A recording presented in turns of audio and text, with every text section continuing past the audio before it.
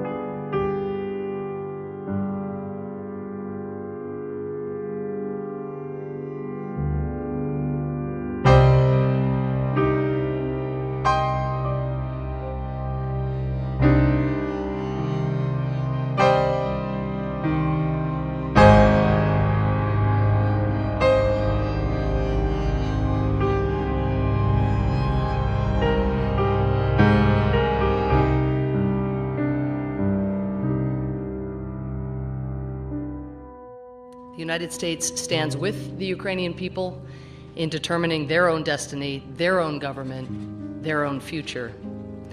We are gravely disturbed by reports of Russian military deployments into the Crimea.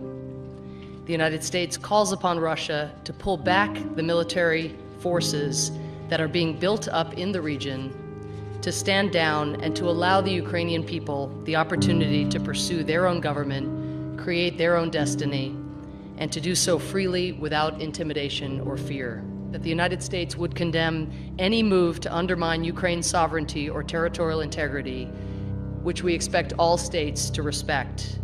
The best way for the people of Crimea to achieve their goals is to work peacefully within the established political system. To this end, the United States calls for an urgent international mediation mission to the Crimea to begin to de-escalate the situation and facilitate productive and peaceful political dialogue among all Ukrainian parties.